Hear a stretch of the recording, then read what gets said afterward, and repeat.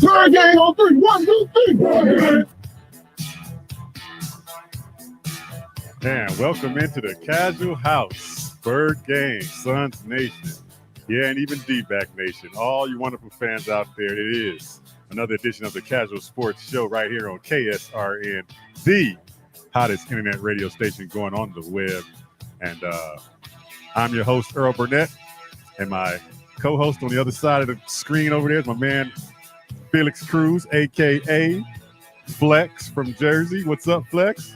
What's up, my man? How you doing, bro? All good, baby. Rocking that orange and the sun stuff. Okay, that's you know it. You already know. You want to keep in touch with this show? We are live streaming, as you can see on the screen up there on StreamYard now, and that sends you out a live feed to all of our major outlets, our YouTube page, Facebook Live, and also a few other avenues. You can, wherever you get your podcast, you can hear it also audio as well. Go ahead and go to our website at www.ksrnaz.com, where you can follow all the latest what's going on with all our teams, the latest articles I put up there and some other writers put up there, and of course download the mobile apps where you can have the show that you're beckoning call.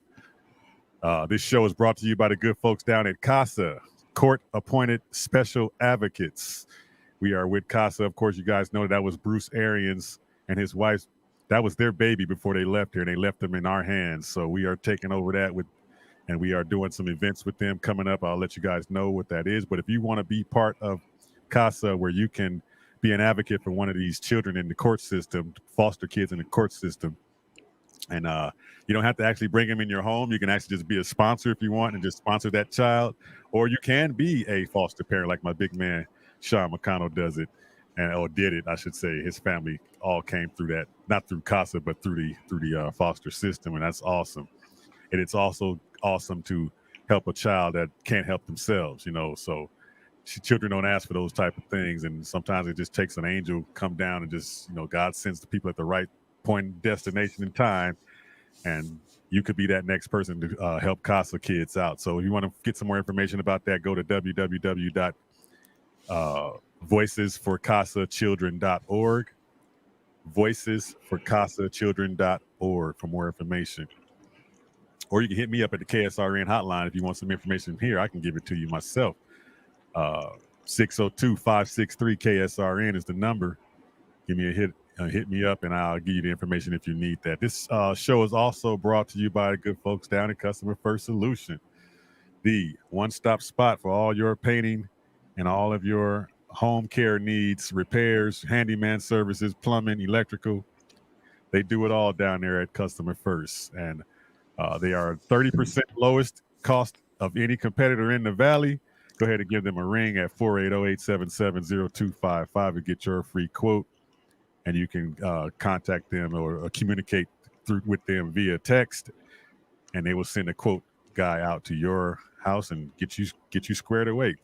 Customer First Solutions. You as the customer still come first. All right, man. Here we go. Let's go, baby.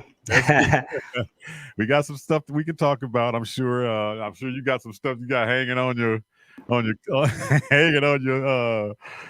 anxious mind there that you want to get off, that you've been talking about these Suns, and we're gonna go right into that. But before we do that, let's find out what else is going on in this world of sports before we start talking Cardinals and Suns. What's going on? What's going on? Yeah, what's going on? What's going on?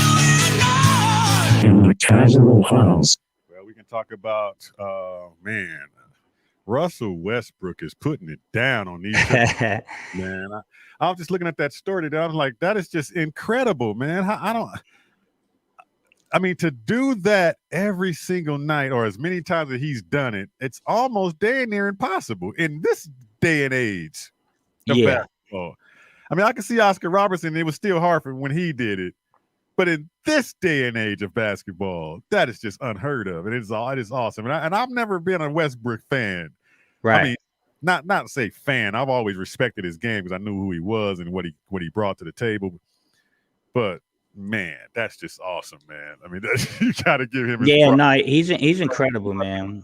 Yeah, if you like him or not, it doesn't matter. But that dude straight puts it down every freaking night. You don't see him take a night off at all. Yeah, dude is incredible. I mean, you talking about 182 triple doubles. And here's the thing, E. I was having this conversation with my son the other day. He's a big sports guy, man, and he brings it, man. I get some of the best sports conversations with my son, man. So we go back, behind the scenes, we got some real good dialogue, man. But me and him were going back and forth the other day about this, and I'm like, man, like that might be a record that's never gonna get broken because oh man. Yeah, I mean, you're talking, he got 182. I mean, this guy's got a lot in the tank, man. You're talking about he could stretch that to 250, 300 triple doubles by the time it's all done. No, it's like, man, how's that? I mean, who's the second place guy right now? I mean, of course, we know it's after Oscar, Magic, Magic or Jason Kidd, one of them dudes. He ain't caught up to anybody in today's basketball that's gonna catch him. So no. That record and the Cal Ripken Jr. record are two records that's probably never gonna get touched. That Cal Ripken Iron Man streak of never. I mean, in this day and age, people rest every other day now, right? Cal Ripken didn't take a day off for 20 years. So that's crazy. So yeah, that's shout out to Russell Westbrook, man, and good for him because a lot of people wrote him off. A lot of people thought he was done. Yeah. And he's helping this Wizards team make a playoff run right now. So good for him, man. Shout out to Russ. He's amazing, man. 6'4" to do what he's doing. That's incredible. Yeah, it's awesome, man. Some other things going on in the news, man. If you got some stuff that you can pop out there, man, just go ahead and take, if you see some stuff you want to talk about that's out there, that's going on, that's pretty interesting, go ahead and shout it out. But I'm looking at, man, what do you think? I got to get your take on this one, man. Let's go, baby. Let's go.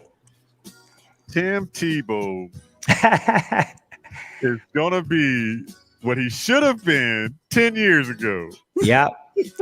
Hey, you come back. How you gonna come back already past your prime and try to play tight end? Now this has got to just be the coaching staff that's kind of just linking him with them, and he might not even make the team, but right, get this opportunity is like, wow, come on now, man. Right. I think it's a goodwill thing, man. It's a nice little story. They just got the first pick and they got a little momentum going on out there. So now they're going to get this Tebow mania thing going. And hey, I will say this. The guy is a great athlete, man. I mean, he's a baseball player too. Like people forget that he played pro baseball. So he's a heck of an athlete. He's still very young. I don't know what he's been doing behind the scenes as far as staying in shape and his workout regimen. But he got this deal. So let's see what happens, man. I mean, I thought he should have always been a tight end. So who knows, man? I've seen crazier things happen. So True. Let's see what happens, man. It's interesting, though. Definitely interesting. One thing about that, though, I think, you can't take the position that he was playing, which was quarterback. And what made him dynamic was that position because you're playing quarterback, they're expecting you to drop back, throw the ball. But he brought an extra element with that where he can get out and, scramble around and keep the. Now that you're a tight end, you got one specific duty out there. You're not going to fool anybody. You're not going to bring that you would bring if you was a quarterback with that double threat that you were at a quarterback. Now you don't have that. So will his athleticism get him by at tight end at the way it got him by at quarterback? I don't. You know what, E? That's a great question. I'm gonna throw something at you here, because I think this is a unique dynamic that's a little bit. Some people may underrate this a little bit, but so there's a guy, third round pick out of North Carolina, the Vikings took just now in the draft, Chaz Surratt. Okay. And the kid is drafted as a linebacker. What people may not know is that the first 3 years of his career at North Carolina, he was the backup quarterback. So his whole life, he's played quarterback. He's never played linebacker. Right. His senior year, he goes to the team, and the team puts him in at linebacker, and he makes All-American first team at linebacker and ends up getting drafted in the third round of the NFL draft. And the reason why was because of his anticipation as a linebacker. He knew what the offense was doing with his quarterback knowledge.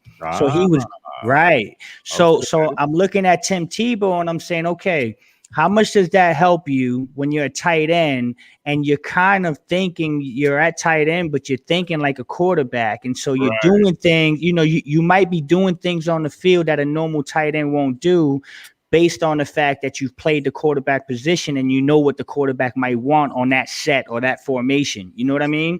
Okay. Yeah. So I think, I think that could help out. I mean, we'll see what happens, but he's a very smart kid, very intellectual. Well, he's always been that. So I'm not going to bet against Tim Tebow in this spot, man. I've always kind of liked Tim Tebow, man. He's not a quarterback. But as a person and as a worker, he's always intrigued me. So I'm kind of rooting for him, man. I want him to do well. Let's see what happens, though. He's going to get everybody rooting for him. He's always yeah. I just kind of think that sometimes your mind can say one thing and that body is a totally absolutely. And I can attest to that. But he's not up the creek old, but just the league is faster now, in my opinion. The league seems like, it's a totally different football game. I mean, it's not that much different from 10 years ago, but it's still just making that switch is going to be it's going to be a transition period at some, that he's got to go through. Absolutely. But good luck to him, though. Good luck to him. I mean, and dude can go out and play any damn sport he wants to, and then jump right back into football. Like, hey, right. Go ahead. No, I got one interesting, man. Jaylen Brown out for the season. Yes. Boston. I mean, that's a big one, man. That's a big one, man. I mean, he's got a torn ligament in his wrist. He's gonna miss the rest of the year. So, Boston just took a big hit, and they're fighting right now. They might be in that playing tournament. So, without Jaylen Brown, and I'm a big Jaylen Brown fan, man. Coming out of Cal, I'll be the first one to tell you, the one thing I don't like about this game that we're in, this media game that we're in, Earl, is that there aren't enough people that's willing to admit when they're wrong. Right? Tell it, brother. I'm telling you, there's not enough people that's willing to admit when they're wrong. And I'm go ahead. I'm gonna be the first one. I remember going back to that draft and doing my evaluations, and I was really hard on Jaylen Brown. I didn't like him coming out of Cal. I thought his skill wasn't going to translate, but he proved me wrong, man. He came, he worked, he fixed his jump shot. He got a little bit off the bounce and worked on his ball handling and became a damn good basketball player. I'm a big Jaylen Brown fan now, so I stand corrected. I was wrong, and prayers up to that kid, man. I'm a big fan of his, but Boston's in trouble now, man. Yeah, you're right. But let's be honest, were they really going? They were going to be in that play-in situation, almost anyway, right? Yeah, absolutely. What happened to that team? I mean, how much they didn't lose that much in the offseason?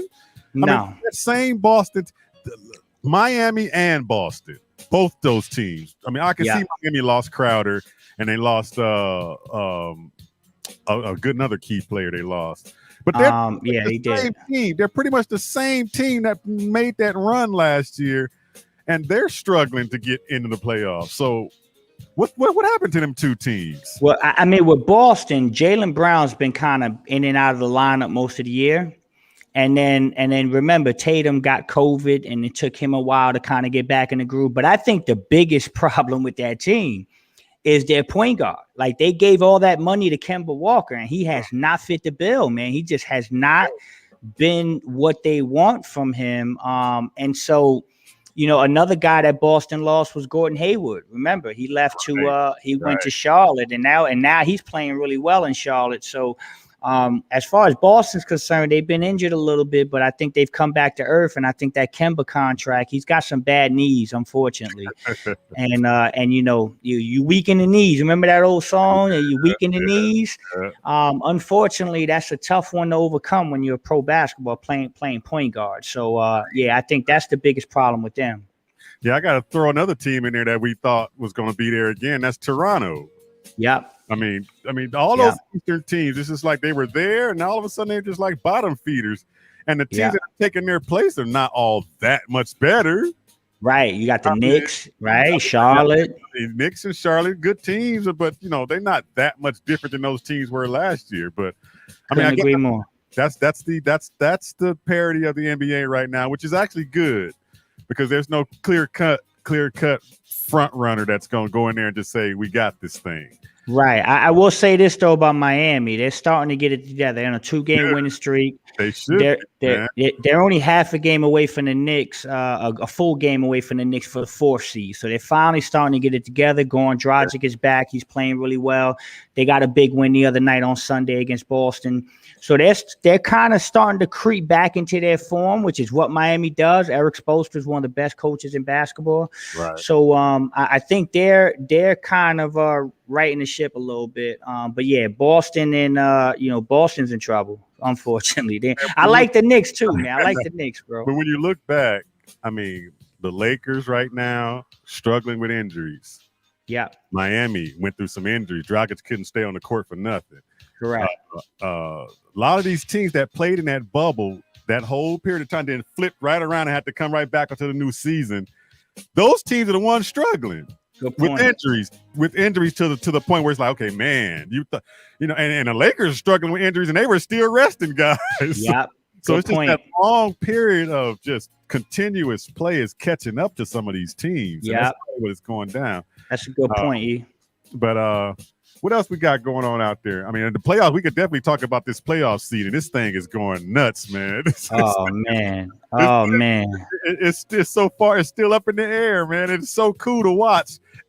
Like tonight's games. Look at the games on the schedule tonight. Oh man, yeah, we need that. You got Portland playing Houston, and we got Golden State, Utah. Those are 2 big games for the Phoenix Suns. If you're a Phoenix Suns fan, you tuning in right now and checking those games out. Absolutely. Update. Portland's up 17-13 right now, and the Jazz are up 14-11. Very early in the first quarter in both games, but you're rooting for Golden State and Houston tonight, Planet Orange. Good luck on Houston. Yeah. I mean, your team are going there blindfolded and beat that team. But anything can happen if you take people lightly. Ask the Suns. Yeah. You take somebody lightly, you can get your butt kicked. That's right. But man, let's turn the dial and go ahead and go to Planet Orange, bro. Let's go, baby. Let's go. Let's go to Planet Orange. And man, that game last night, if anything, turned into a big psychological game now. Okay. I mean, you can't give that team that type of psychological advantage over you, because now in your head, in their heads, oh, we want them. They're asking for you in the playoffs now. they rather, man. You know what? They probably rather rest LeBron and keep losing and stay in that 7th spot, and because they want you. Yeah. That right there says a lot to me. And I'm like, oh, man, and to not have playoff intensity and show up. If you get beat, you get beat. But you got to show up every game when it comes down to coming down the stretch and getting into a groove to get into that playoff mode of playing. Yeah. Dude, what you're my son's guy. You're the dude that I'm leaning on all the time when it comes to this stuff. Yeah. This team has not been playing well for the last 2 weeks, or probably more. They've been getting by because certain teams that they've played have been missing certain key guys out. Right. And now that's no excuse, because you win. Okay, I get that. Yeah. But they have not looked like that Suns team that we're going, okay, man, this team is dominant. This team's got every element working. What's wrong with the Suns, man? I mean, and it's easy to just say tired, but really, what is going on with the Suns, bro? If you want, listen, E, listen. So you know I'm gonna bring it, dude. So E, check this out. If I'm being honest, and this is me talking to my contacts and my people around, listen, this team is honestly ready for the playoffs. They are. There is a part of this team that is a little bit. I hate to say the word bored, but there's a little bit of this okay, we're ready for the playoffs. The regular season doesn't scratch that itch anymore. We just kind of want to get this over with. Mhm. And then you throw in the element of we had a couple injuries lately with Jay Crowder and then Dario Saric and now Cam Johnson. Mhm. So it's the wrong time for these injuries to start coming in. I think they're trying some different things. I think that they're using their leverage, Okay. the success that they've had early to try and experiment a little bit. Like I'm gonna tell y'all something about yesterday's game, Oh, E. man. All right. So here's what I got to say about yesterday's game. First, let me just phrase it as I want everybody to calm down and get off the ledge. Planet Orange, come on back. Come on back. Let's not overreact. Okay. You gotta feed me a line too, because all right. I'm dangling a little bit myself. Okay. So here's my thing, E. Okay. If the Suns had won that game, the narrative this morning was going to be, okay, they won. They were supposed to. LeBron didn't play. No big deal. Let's move on. That's what the narrative would have been. That's true. So I'm saying this. I'm saying it's a two-way street. You know, if we won the game, that didn't mean we were going to come on this show and say, give me the Lakers, man. We better than the Lakers. No, we weren't going to do that because we knew that game really meant nothing. Correct. And so I'm going to say it the other way. Just because we lost the game doesn't mean that all of a sudden we can't handle the Lakers. I mean, we had previous game with the Lakers and we handled them pretty well. So Correct. I will say this. Yesterday was a perfect storm. The Lakers were on life support. The Lakers know they're on life support. They needed the game a lot more than the Suns needed it. True. And the Suns went into that game. And let me tell you something, Earl. Okay, so they're playing chess, not checkers. Let's just think about this. Okay. Monty Williams is from the Greg Popovich tree. Okay, so he's very much like Popovich in the sense that I remember Pop doing this to the Suns a lot right before the playoffs. He's not going to show you certain things, right? He doesn't want to show his hand too early. So I think that, you know, if you look at that game, the Suns run normal sets they run like clockwork. And I watch every game 3 times. And I chart these plays. And I can tell you there's certain elbow sets that the Suns run like clockwork. They ran an elbow set one time the entire game yesterday. Okay. So that tells me that they weren't running their normal offense. That's number one. Number two, if you think Torrey Craig is going to Anthony Davis and Mikal Bridges is going to be what we're going to throw him at Anthony Davis, if you think that's the game plan, then you're kidding yourself. Right? That's not what we're doing. So I do believe that people are overreacting. I think the Suns came into this game more trying to fill themselves out and say, hey, if we win this game, we win it, but let's not kill ourselves and let's not give up too much of what we're trying to do in case we play this team in a couple weeks. So there's a lot of strategy and a lot of things going on here. I'm not going to overreact there. And I will say another thing, you know, people say it's the NBA. Mm-hmm. There's people I know in high places that call it the LBA. You know what that stands for? What? The LeBron Basketball Association. Okay. and the fact that the Lakers got 41 free throws yesterday, tells me that certain people got the memo. With that, yeah. You know, so you know, it was a perfect storm. They beat us at the free throw line. They got 41 free throws. I highly doubt that's going to happen again. And they shot the ball well. They played on life support and they pulled it out. And the Suns are going to be fine. They're going to regroup. They're going to go to Golden State tomorrow. And I think we'll see a little bit more of the normal Suns. But I'm not overreacting, Earl. I still stand where I stand when we talked with John Bloom the other day. Whoever we get, brother. I think we're okay. I think they're just ready for the playoffs, though. I think they're tired with the regular season, if I'm being honest. Okay, well, you got access to this comments on the comments, right? Yes, sir. Check the comment that someone just sent in and check that question out. You just pretty much touched on it already a little bit. But all right, so you want me to read that out? You want me to read that out? Go ahead and read that. All right, so it says Phoenix. It says, do you think this might be more of hoping we didn't show our cards yesterday? Wonder if it's because LA shut us down on the offense and looked so off. I just from Joe from Charlotte, by the way. Thanks. Oh, it's Joe from Charlotte. I know Joe from Charlotte. That's my guy. He be up on the post game show with me and my man John Bloom. Shout out, Joe. What's good, my brother? Keep logging in. Keep rocking with us, man. That's a great question. But yeah, I think that's what it is, man. We really didn't want to show our cards and give our game plan. I mean, and remember one last thing, just to cap this right here. Our GM is James Jones, right? And our general manager knows LeBron very well. And I think we're playing chess, not checkers, man. I think they're just saying, hey, we're not going to show you what we're going to do. We're not going to show you how we're going to D Anthony Davis. We're going to give you a vanilla version of the Phoenix Suns. And if you come up in 2 weeks and you match up, then we'll throw everything at you. So that's what I think. Right. Let me be the devil's advocate and talk to me, dog. Yeah, something in there that scares me with that type of thinking and what you're saying, what the Suns are doing. I have no problem with.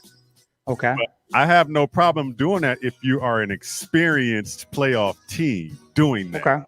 Okay. What scares me is when they get there, can they turn the switch on and turn back to the Suns? That's what scares me, because that's a different monster, man. When you enter that playoff game, it's a totally different monster. And we didn't need their game plan last night with the Lakers. We didn't need that. That can change, and you can dip that back and hold that back. We needed their intensity last night, man. That's they didn't have it. For, and they didn't have it. They didn't have it. But you know what? You know what, E?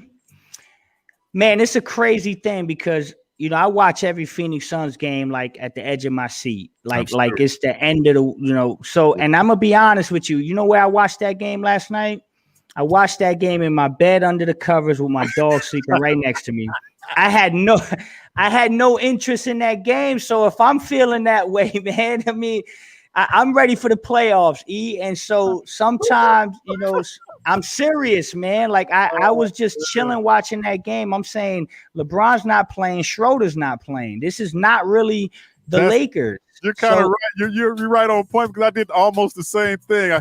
I was watching it, and I just, what the heck, I flipped the channel back over to NFL Network and watched the old Super Bowl highlights of the Rams and Patriots. And I must have been bored, man. I'm like, what the hell? Right. So I wasn't interested that much either, because I saw the outcome, how they were looking lethargic, and I was like, okay, they throwing the game. They didn't want to be in the game.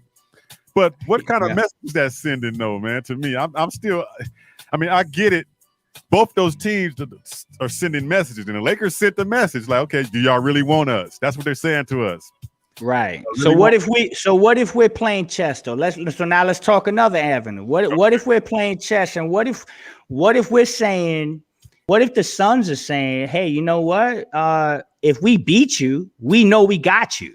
But if we lose to you, we help you get back to 6, and we ain't got to see you to the conference finals. What if we're playing chess? And that's what I'm saying, guys.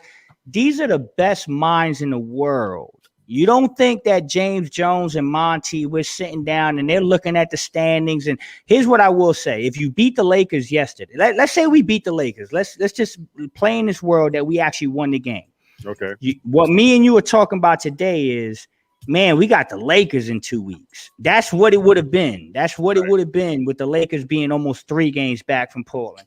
Right. But now you lose that game, and guess who Portland got on Wednesday? They got Utah. And guess who they got on Thursday? They got Phoenix. And guess who they got?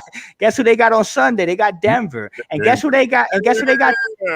And guess who they got tonight? They got Golden State.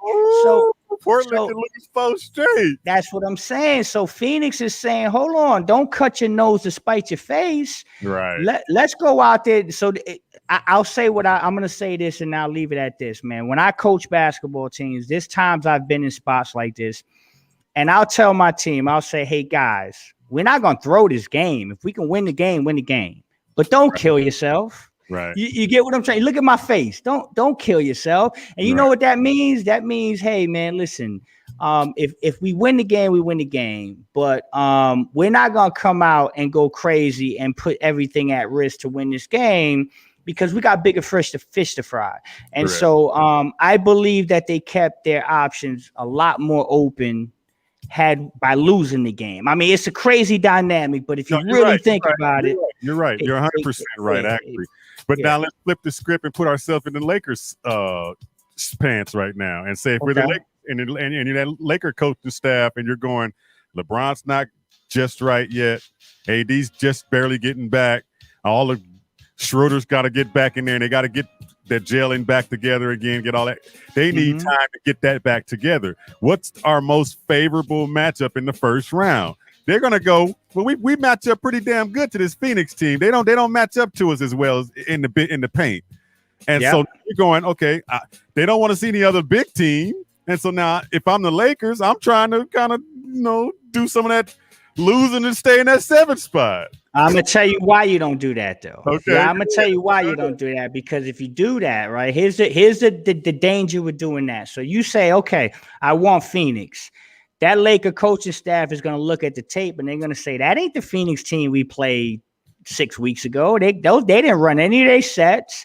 They didn't do anything. No, so let's not get too high on ourselves. And then here's the other side of it. So we go 7-8, and now you get Steph Curry in that first game, right? And Steph Curry drops 50 on your head, and now you got to play the playing game versus Greg Popovich and John Morant, right? And then LeBron tweaks an ankle or AD tweaks a calf. You're out of the playoffs, dude. Like that easy. And then again, I will say this. I believe the NBA is a machine. I don't believe in conspiracies. I'm not going to go there, but I do believe that the NBA is a machine. And the NBA right now, with the fans not being full attendance and all the stuff going on, right? That their big cash cow is the TV contract, is the broadcast contract, right? Could you imagine the NBA playoffs without the Lakers and Celtics? You think the NBA really wants that? Two major markets not in the playoffs? It won't happen. Yeah, you're right. I'm not saying I'm not a big conspiracy theory guy, and I don't want to go there, but I am saying that it's a little bit strange that Alex Caruso had 9 free throws in the second quarter.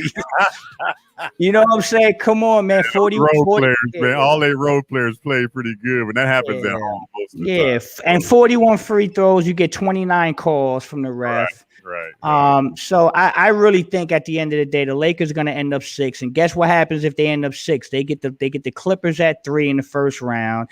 And we get Portland, Golden State. And then in a week, everybody's going to be saying, hey, man, thank God the Suns lost that game. So let's relax a little bit. Let's let this play out. And if I'm wrong, I'll stand right here and tell you guys I was wrong.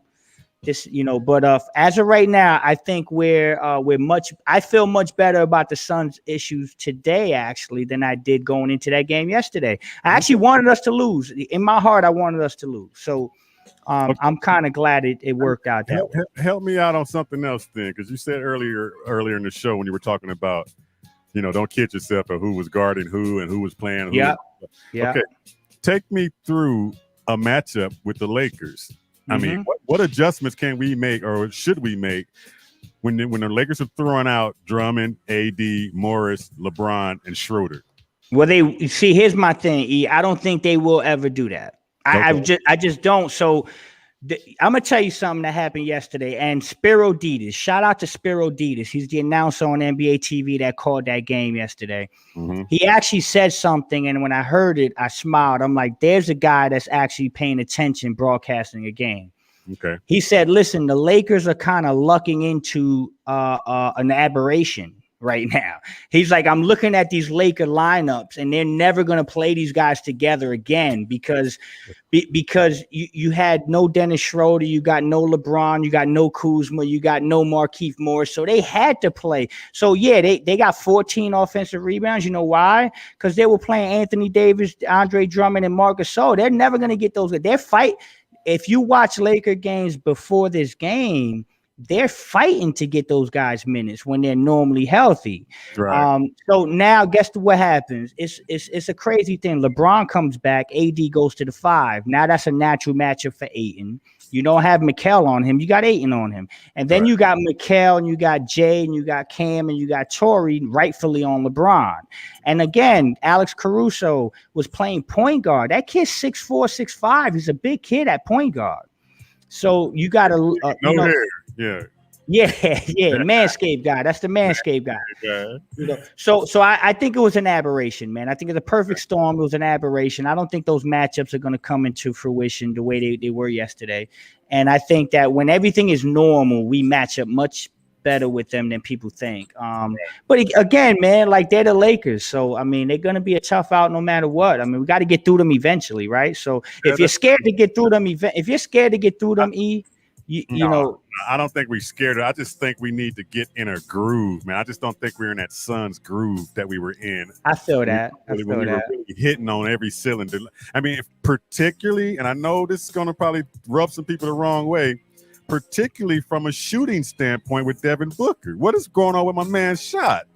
Now, hold up. Right, I got you, dog. Go ahead. I mean, the NBA is a make and miss league. You're not going to make every damn shot, and you're not going to shoot that percentage high all the time. But there's something, I don't know, is the double team starting to bug this dude or something? I mean, what's going on? Because there's a lot of people trying to get in his head with the referees, and they're trying to get this kid rattled. Right. And I'm wondering, is he buying into that? Is he kind of playing? Because his stroke hasn't been there. I mean, he's right. Shots that he normally make, like with his eyes closed, are just not dropping, and that happens from time to time. But what is the deal? What is the deal? No, you know what, man. If I'm being honest, man, I think there's a little fatigue. I mean, Book's played a lot of minutes. Book played a lot of minutes this year. He's not taking games on. He's not resting. And the truth of the matter is, man, these defenses are throwing 2-3 guys at him at all times. Every night. So made it their duty to throw people at him and take both him and CP3 out of their game. That's right. And the Knicks did too the night, on Friday, right? So I think it's a little bit of that. I know Book's gonna be fine. I know he's gonna be ready for the playoffs. Book is gonna be just fine. And I think this is the key that no one's talking about. So let's talk about that. This is a great point. So let's talk about that. So who's the coldest guy on the Phoenix Suns right now? That's Cam Johnson. The guy can't hit he couldn't hit the floor if he fell off the bed, right now. 8 out of 46. There you go. So guess what happens, right? So when you're throwing 2-3 guys at Book and he's kicking it to Cam and Cam isn't hitting his shots, then that makes the Thibodeau say, I'm just throwing Thibodeau out there as an example, but I'm saying that lets the opposing coach say, well, let's keep doing it until they start hitting them shots. So I think the answer to your question is Book is going to get back to doing Book things when his teammates start doing teammate things. You know what I'm saying? It's a domino effect. You are right on point with that, and I agree with that 100%. And that's got to have a lot to do with where they are right now. And I'm going to tell you, the teammates, let's talk about the teammates now. Okay, so you got Cam Johnson is struggling right now with his 3-point shot, and he's out with his hand in a cast. Right. So he's out. Yeah.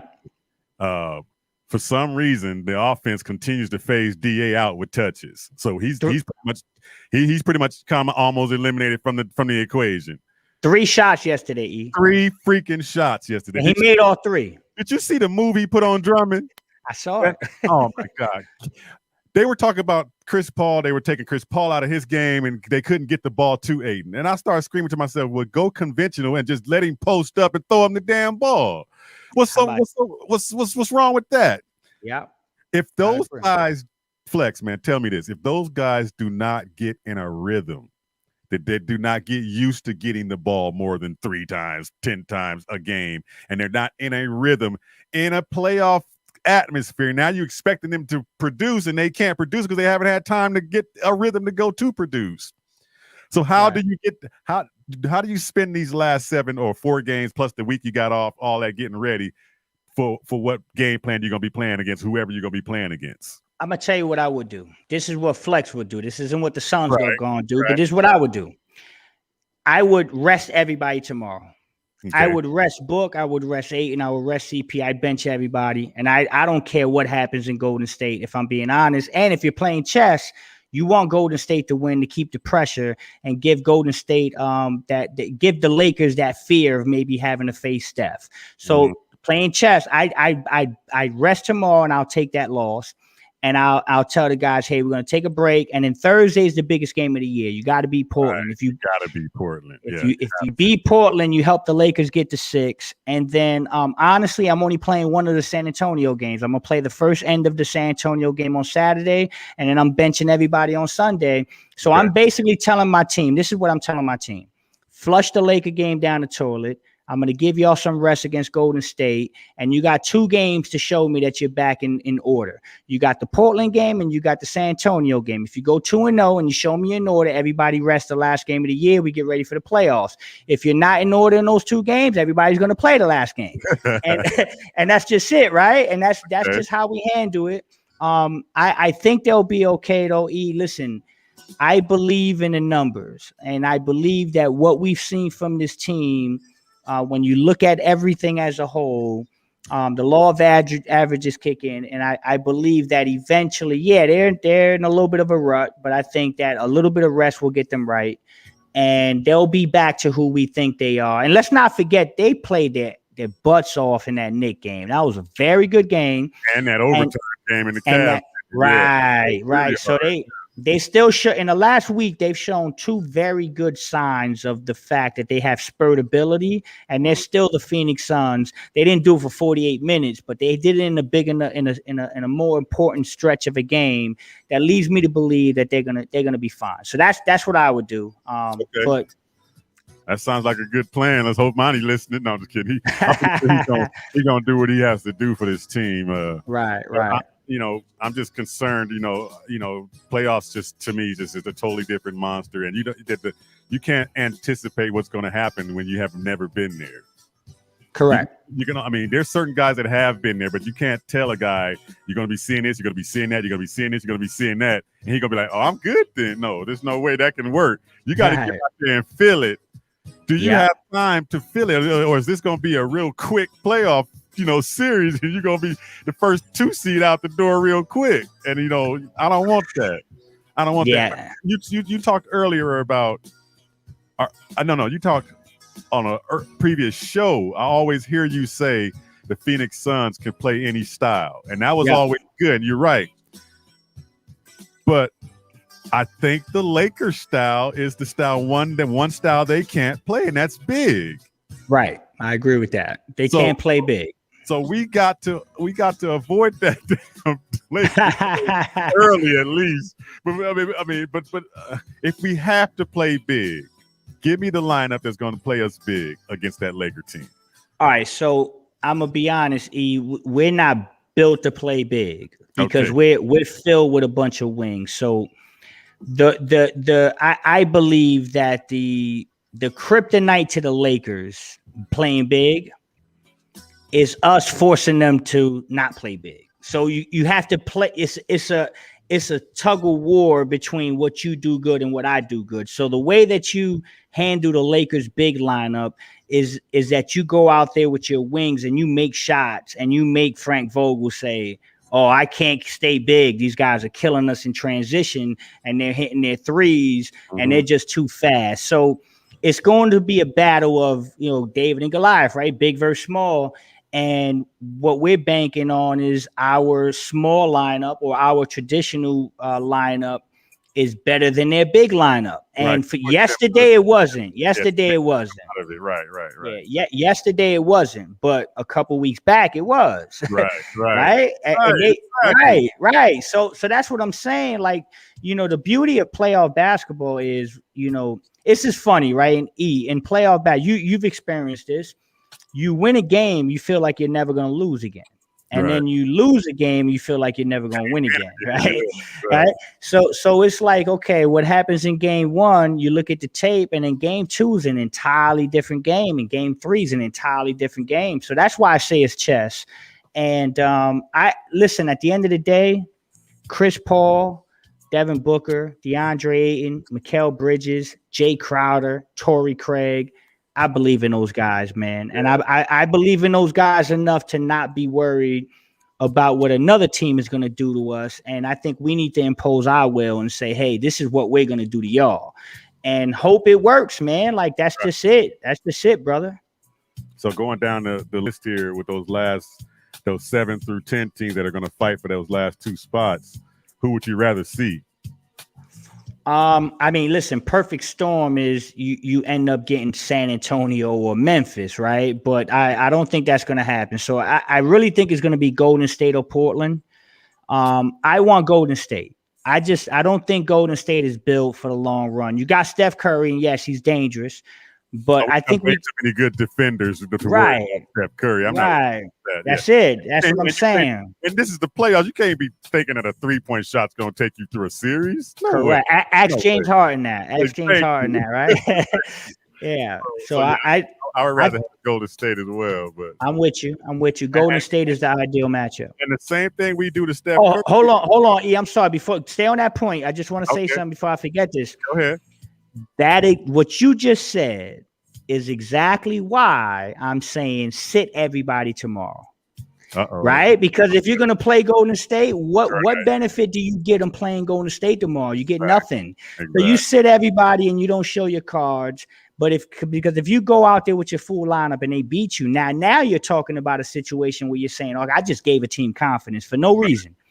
So that's why I'm saying rest tomorrow. Okay, that's a good point, man. Good point. I'm sorry, but I don't want to cut you off, brother. No, What I'm you were- good. No, we'd already discussed everything Okay. up to that point, leading up to that. So that's cool. Where we are right now, I'm not falling off the edge. I'm not jumping off the ledge. I'm not jumping off. I got a life jacket for you, brother. You Yeah. ain't going nowhere, Yeah, brother. you put the jacket on. I got it on now. So I'm like, all right, man. I'm gonna take a deep breath, man. You drop me, man. I'm gonna kick your ass. No, I'm with you, E. You my guy. You're not drowning with me, with you, baby. We in this together. no, but yeah, let's go, son. Let's get this intensity going. I know we got a guy. Let's talk Chris Paul, man. Yeah. We got a guy that has been in this playoffs, both Crowder and Chris Paul. I like what they're going to bring to this team. We got to ride those guys big time, and so I'm leaning on Chris Paul because I watched series of him in last year's playoffs with another team, the Houston series back in the day 2 years ago from that. Yeah. And you keep going back, and every series I watch him, I'm going, damn, I wish we had him. This is no lie. I would always say that. I believe you. I wish we had that dude. And now that we actually got him, man, I can't wait to see what he does in this playoff series. He gonna win some series by himself. Absolutely. So you know what's crazy, E, is that he's the hungriest dog in the race. right. Oh yes, that's true. He's the hungriest dog in the race. He hasn't been to the third round yet, huh? No, he's the hungriest dog in the race, and that's what I'm saying. That's another dynamic I think people are underestimating. Is that we're gonna go in there with a pack of hungry dogs, and the hungriest dog is leading our team, Sure. and he wants it more than everybody. And I will say this about that Laker team: say what you want about that Laker team. I have not seen the hunger in that team all year. It's almost like that team has been. They got a little fat off that championship ring. A lot of their players off of winning last year. So. Yeah, man, I can't wait to see Chris Paul in the playoffs, brother. I can't wait to see him running our team. And he knows this is like one of his last 1 or 2 cracks at this thing. So we're going to get the best version of CP3. And it's going to finish. It's going to land where it lands, brother. If we can't get it done, then we can't get it done. You know what I mean? But I'm confident, brother. I'm with you. I've always wanted Chris Paul. We can't escape. There's no premium on having done it already with the Lakers. I mean, you can be lethargic all season, all bored, however you want to call it, through the regular season. But when them playoffs start, they've been there, and it's the same team. It's the same damn team. You know, and adding, of course, Schroeder and the people they've added, they're better team to me, actually. So they can turn it on. They can turn it on, but you don't want to give them that fuel too. So, but having done it already, that's like half the battle almost. So I can't sleep on them. I'm with you. I'm with you, my guy. I mean, and at the same time, I'm not afraid if the Suns end up having to play him. Let me stop lying. I am afraid, but no, I don't want to see that in the first round. I mean, that would be bad NBA. Listen, bad NBA first of all, and then second of all, it'd be like, come on, man, we waited all this whole time for all these years, and we just get the short end of the straw, and we end up with the freaking defending champs in the first round. I mean, that would be the basketball guys doing us dirty, or maybe not, or maybe not. You know what, E-Man? I'm telling you, there's something about this playoff run. There's something about this basketball team. I can't quite put my finger on it, but I'm just not worried, man. I've always been on edge when the Suns are about to make a playoff run. You know, for some reason there's a calm feeling around me with this basketball team, and I think it's because I'm a guy. Listen, I played the game my whole life. I coach it. I train it. I've been around the game my entire life, brother. And the game of basketball is special to me, and I respect it. And I believe that I believe in the basketball guys. I do. Call me corny, call me crazy. I believe in the basketball guys, and I believe this Phoenix Suns team has been through so much, and they've done everything right from top to bottom.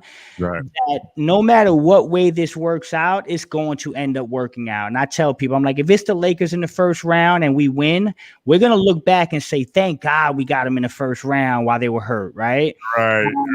So that's what I'm saying is, you don't, you know that saying, you don't know what you need until you need it. Right. So we don't know what blessings we're getting until you get the blessing. And so let this play out, guys, and let's see what happens. But I believe the basketball guys got a nice run for this basketball team, because we damn sure deserve it and we damn sure need it, man. We went through hell for 10 years. Bro. You ain't lying. Well, man, we gonna lean on what you're saying, man. I'm gonna try to. I'm gonna try to keep my calm watching these games and knowing that they playing coy right now. They're trying to strategize just like every other team is doing right now. So yes, sir. We're gonna take a quick break right now and give our sponsors a little love right now. And then we come back. We got the last 10 minutes we're gonna spend on the Arizona Cardinals and what's going on with the Cardinals. Stick around. This is the Casual Sports Show. My man Flex. This is Earl. We'll be right back. We're gonna take a little break, but we'll be back in a while. So don't nobody go nowhere. Got a big painting project you've been putting off because you don't think you can afford it? Well, it's time to call the team at Customer First Solutions. Customer First is your one-stop shop for all home repairs, from full interior and exterior painting to handyman services, drywall repair, electrical, and plumbing. Customer First has the most competitive prices in the Valley. Your flat rate quote is based on the square footage of your home, and that includes wall repair. All Customer First technicians are licensed, bonded, and fully background checked for your assurance.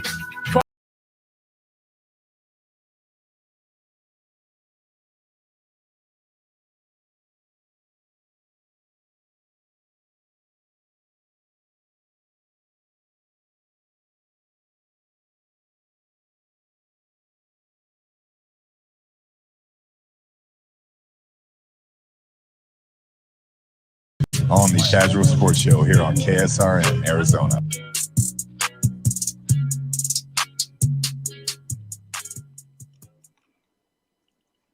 All right, man. Welcome back into the Casual House. Earl Burnett, Felix Cruz. We're about to wind this thing down, man. I love it. We let Suns talk go on because it's Suns week, it's Suns month, it's Suns year. So we got to let that just ride out. And, the Cardinals are coming around the corner. They're getting ready to get this training. OTAs and all the little things. They get the rookies ready and all that stuff. So we ain't really on the Cardinal thing as much, but it's coming around the corner.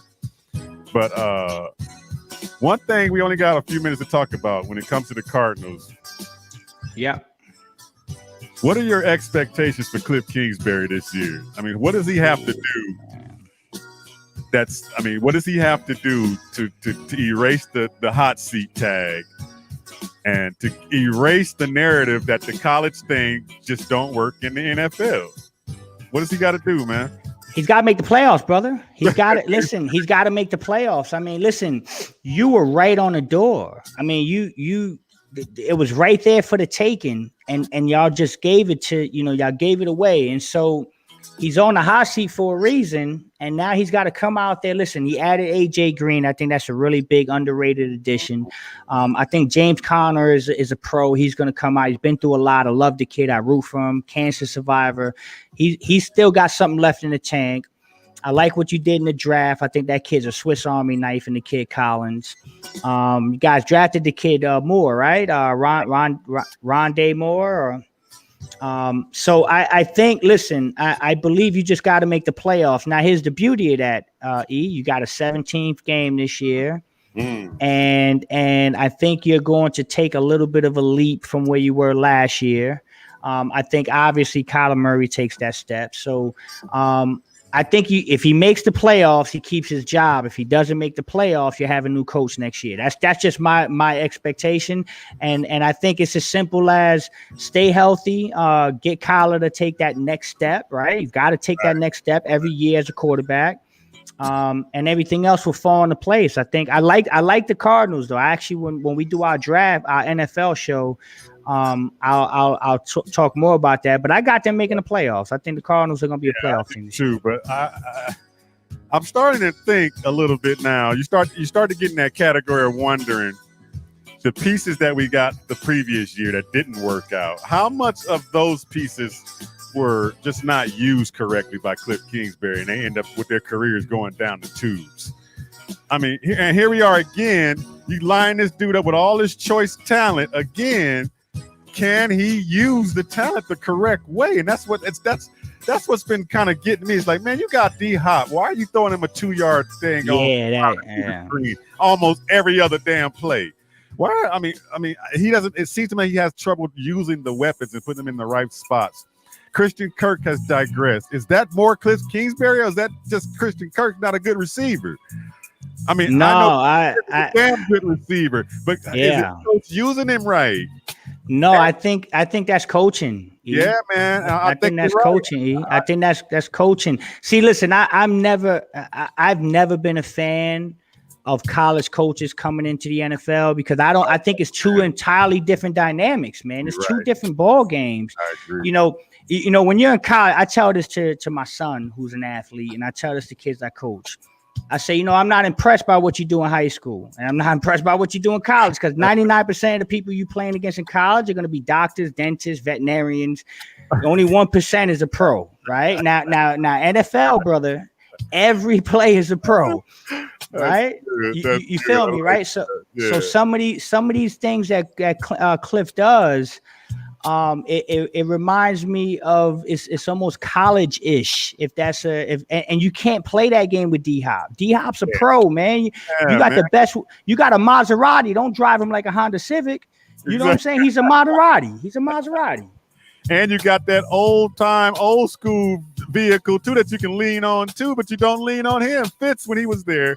That's the last year he just did not, like we said, he didn't put him in situations for him to be your possession third down receiver. So, I mean, when you look at things like you said, making the transition from the college game, I don't think he has gotten there yet, and yet he's still learning. But do we have time to sit back and wait for him to learn certain things that are basic, like play calling, game time situations, clock management, the use of your weapons? Those things you would think would be basic. Yep, they're not, and you ain't got time. And you ain't got time, man. Clock management. You cannot have another year of Cliff Kingsbury blowing the damn clock and blowing the game time situation and making the wrong play call when you should be doing. Some of his play calling last year was equivalent to Pete Carroll trying to throw the ball on when they got on the 1 yard line, right? They got Marshawn Lynch in the backfield. Those type of play calls is just like, dude, what were you thinking? What is that? I'm with Not you. fooling anybody. Everybody knows the Texas Tech game.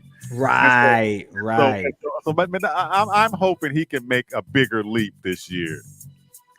And if it takes leaning more on the veteran, more coaches that do know it, you got to open up that door in that office and say, you guys come on in and give me all the feedback y'all can get me. Because if you think you can do it on your own and you're going to do it, you got to learn from somewhere. You can't teach yourself something you don't know. Exactly. So, I don't know, bro. I hope he leans on some more experienced guys and he has to make the first leap for this team to get to the next level. Yeah, I mean, clock management is something that shouldn't happen. And the NFL's or what have you done for me lately league, they don't care about what you did through the first 3.5 quarters. If you make a blunder on clock management under 2 minutes and you lose the game, that's what they talk about. They don't care about what you did in 50 minutes of the game. So that's unexcusable stuff. And those are the things that burned them. I mean, you guys left 3 games on the table last year just because of clock management and poor play calling and stuff like that. Huh? And a bad kicker. And I tell you, real quick story, man. I had some money on that game, bro. That kick went up. Hey, E, I had like a 5-team parlay, baby, and that kick went up, and I started jumping because it was straight. And then my son looked at me. He's like, "Yo, pops, it was short." And I'm like, "What? No way! Hey, come on." Yeah, that's crazy. That's crazy, brother. That's crazy.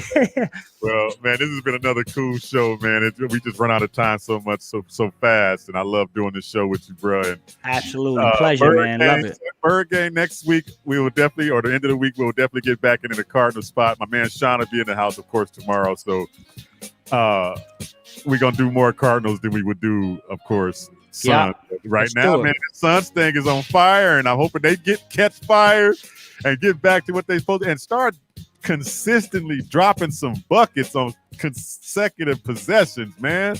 This team's like yes, they score one and they go in a drought and they can't make a bucket for nothing. It's like, come on, man. Hey, we getting back on it. Look, Planet Orange, back off the ledge, man. We on it.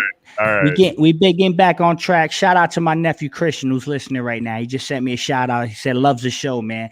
Keep it going. Let's go Planet Orange, baby. Get off the ledge. Absolutely. This has been the Casual Sports Show. Earl Burnett, my man Flex from Jersey. We'll see y'all next time. And thank you for all you people on the listeners, all the people up on the comments. Thank you for all your comments. We will try to do a better job at kind of keeping up with them next time because I've kind of got a lot going. But appreciate you coming back into the Casual House tomorrow, and we will have it going again. Earl Burnett, Flex. Peace out, y'all. Peace out, Planet Orange.